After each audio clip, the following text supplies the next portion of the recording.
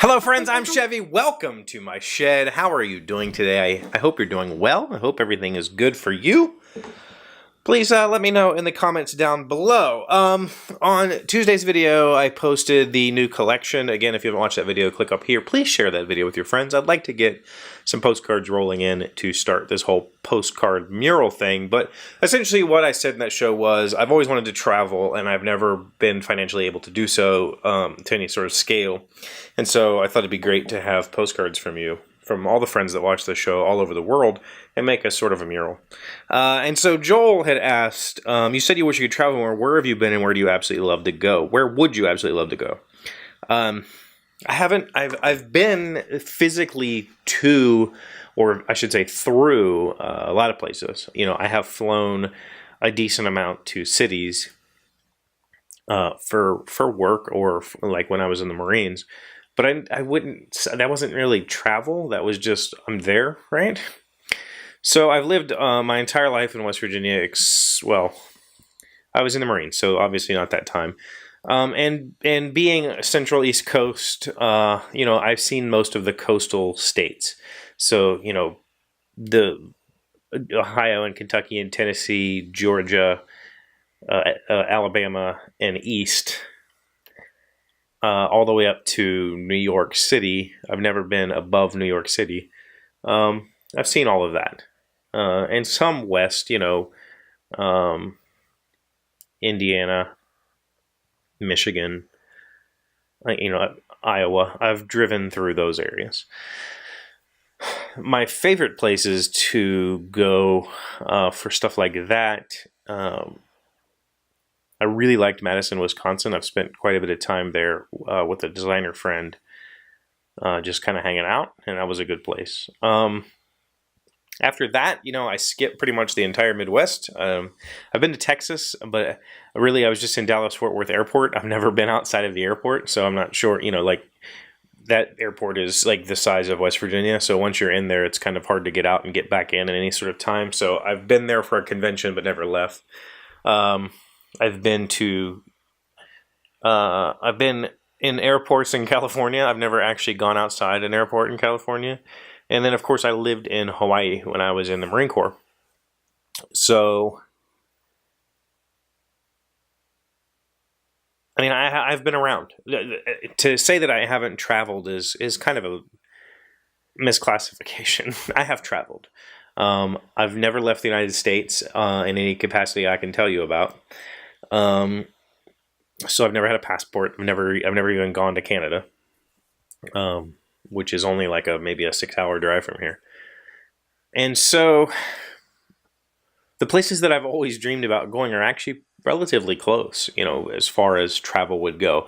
When I was a child, I wanted to see the Grand Canyon. That was like my life goal, was to make it to the Grand Canyon, and I've not done that.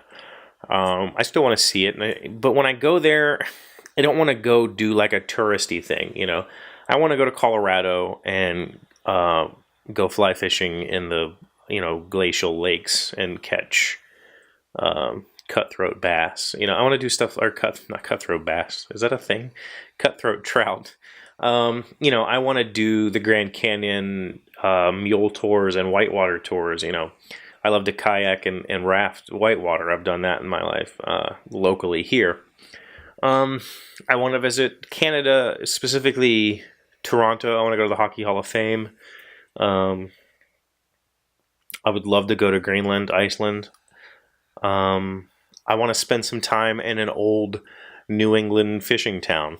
I've always, like, one of my dream jobs when I was actually all my life, I still romanticize about it, would be to spend a summer on a fishing boat in some port town in Maine.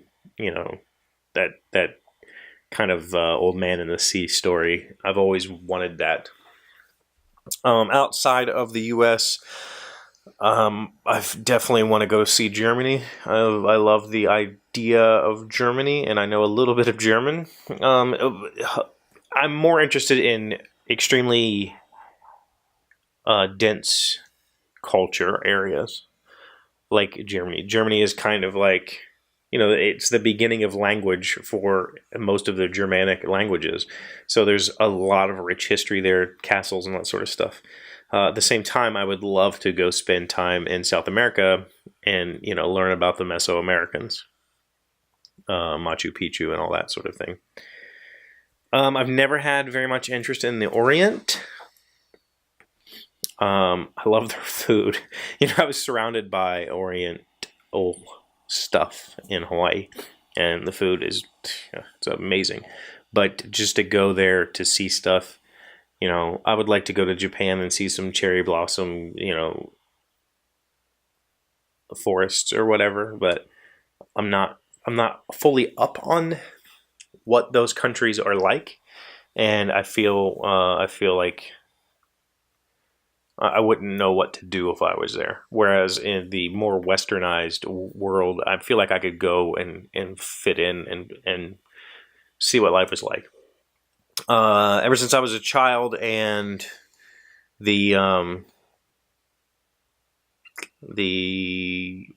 just forgot the name of the movies. The Australian guy. I've always wanted to go spend some time in the outback with Crocodile Dundee. That's it. I've always wanted to go spend time in the outback, just kind of lost in exploring that area. That's a lot of my travel expeditionary ideas are expeditions. Like, I want to just go be alone. I don't want to go to Rome and see, anything that's super popular travel destinations. I don't want to go to Barcelona and Pisa and London or anything like that. I always wanted to do much more expeditionary type stuff. Go spend time alone in the middle of nowhere, wherever that might be. And that's my goal, is to get to see those things. Seeing, high touristy areas, I've already seen it all, right? Like, yeah, I haven't experienced it because the smells are different and the culture is different, but I can see it all through the lens of the internet. And I would much rather, you can't really see a glacial lake until you've been there. Like, the feel of it, the smell of it, that's kind of stuff you can't experience unless you travel there. I can experience foreign culture without ever leaving my house. And I know I'm that's probably going to hurt somebody's feelings, but the fact of the matter is I'm much more interested in the land than the people and the history. Yeah, so maybe I'm a jerk. I don't know, but that's the type of stuff I've always wanted to go see. And maybe someday it'll happen. Maybe someday I'll figure out a way to finance all that. I know that my girls would love to go with me. Jamie is curious for them, not so much curious for herself. Her and I are very similar in the sense that we just kind of rather stay home when the weekend is here. But if we had the free time and the finances, she would definitely go along. But I know, like, Alina is absolutely curious about the entire planet and would love to go on an expedition with Dad. Keely, I feel like she would say, yes, I'm all excited about it, but she would get bored with it quickly. But, she's only 8. Every 8-year-old's going to get bored with that quickly. So who knows what's going to come in the future. Maybe me and Alina will do some motorcycle expeditions and travel around the local area to see if that would work for us. I guess if I was going to go see a culture, like go experience a current modern day culture, it would probably be somewhere in Latin America.